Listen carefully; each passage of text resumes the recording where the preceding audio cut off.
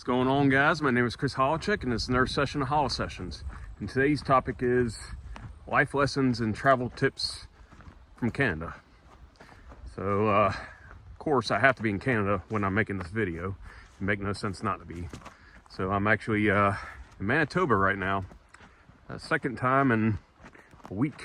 I've been working up in northern Minnesota and so close to Canada, I couldn't not go. Yeah, I made sure to bring my passport. I had a gut feeling too. I just knew I'd be able to be up here this time around. And yeah, let's just say, yeah, as an American, you don't need too much, just your passport. A lot of these northern states, they have an extended license, the ones at the border Canada. So a lot of the citizens in those border states can just go right in with their license and that's it. And yeah, it's Canada in general. It doesn't feel that much different than America. It's the only difference is that speeds are in kilometers. They spell different words differently. Like center is spelled with a R-E at the end instead of E-R. And half the signs are in French. So that's the only little difference I've noticed. Otherwise, it's really, yeah, not much of a drastic change. I noticed the setups of a lot of cities here are, there's not as much urban sprawl as you'd find in America. And, yeah, it's like suburbs, you know, shopping outlets and, you know, like a lot of the exits in America that are like way past the city center, having all the, you know, food places, gas stations and stuff. It's not as much of that once you get outside of the city, which is pretty interesting. It's it's almost like European setup. It's pretty cool. But as for the people here, they're pretty interesting. You know, Canadians, yeah, not much different than Americans. They sound a little different than us. Use the metric system, like I said, but I'd say one I've noticed when it comes to like different ethnic groups and stuff, it's not as separate. Like in America, I notice like everybody's got their neighborhood and, you know, you stick to your people. Although that's not every neighborhood in America, but a lot of them are just naturally set up that way. Whereas in Canada, like every city is very ethnically mixed, a lot of different cultures. And I feel like a lot of the people who are, you know, immigrants here, they keep their culture a lot more or they kept it coming here compared to, yeah, America. You kind of got to integrate, you know, you got to be an American, you could do it our way. Whereas Canada, since they get to keep their old nationalities a little more, which, you know, I'm not saying this with any opinion on that. This is just more neutral facts, by the way. But yeah, just all sorts of different people, like in places you don't expect. And yeah, I think, well, I will give an opinion. I think it's pretty cool. It's all sorts of different people. Something about Canadians I saw, Theo Vaughn said on one of his episodes, Canadians have such great posture. And I've seen that in the people, like, just have I guess the best way to put it, a jolly swagger to them. Like, there's upright, just moving all happy, and obviously not everybody's like that, but general, it's just a different body language. It's very interesting. I'm very observant with people and people watching, and yeah, it's definitely very different in that aspect. But I don't think I feel like you'd have to be really looking for it. If there was a Canadian and came to America, you pretty much wouldn't notice unless they started talking.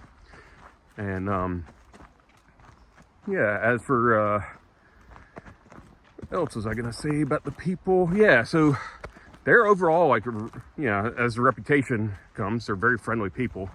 I know recently news and media likes to make it sound like, you know, Canadians are against America now, and, you know, we're the lowest point of our relationship with them, but I don't sense that at all coming here. You know, I'm very openly American. You know, I go up, I start talking, they hear my southern drawl, and they know I'm not from here. But there's no like evil eye or anything. If anything, they're very fascinated they want to talk and get to know more about me and where I come from. So I thought that was pretty cool. Like just about every person, I went to a business or something, it would strike up a conversation randomly. That's just something a lot of people here, especially specifically I've been hanging around like Winnipeg. That's, very, I don't know, like they're just overall pretty friendly people for the most part. So, I wouldn't believe all the hype of the media. I would take all that with a grain of salt. You really got to come to these places to figure out how they really are. And obviously the weather's super beautiful right now. I'm in like southeast Manitoba. I'm in the middle of nowhere, no cell phone signal. That's okay. I'm enjoying it. It's so peaceful.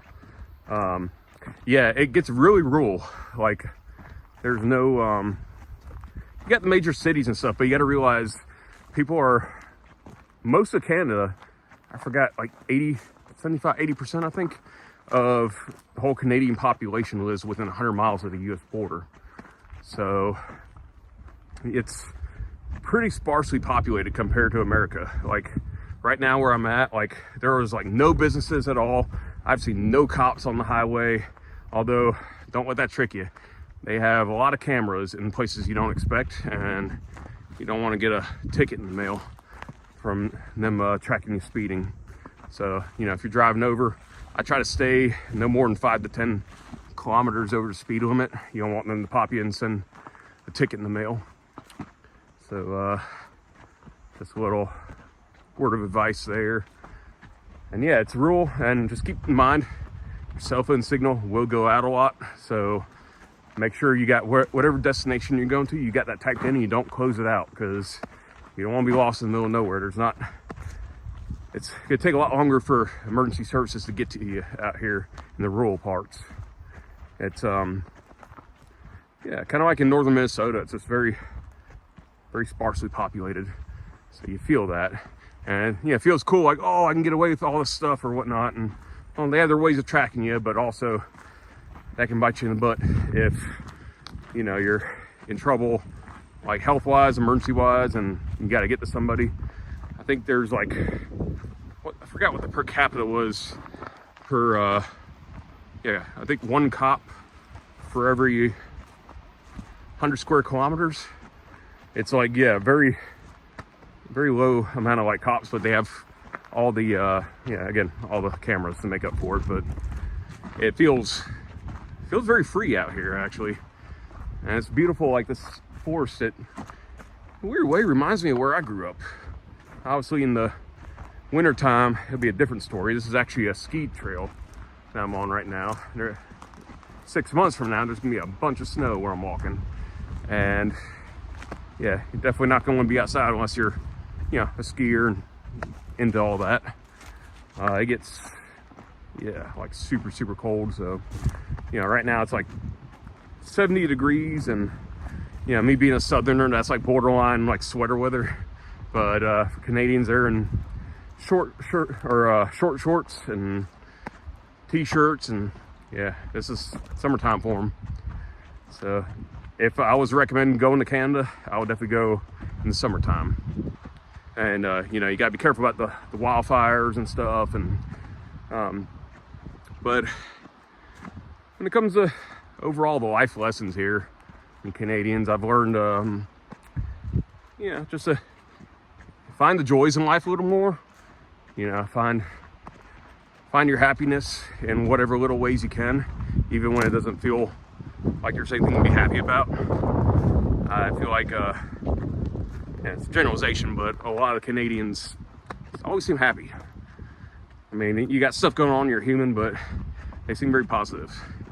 So I think that's pretty cool about them. And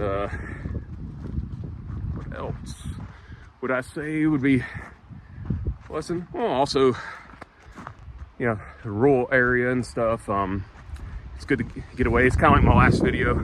Getting away from people, just being out in the wilderness, in the middle of nowhere, really clears your mind and clears your worries, especially when your phone doesn't work.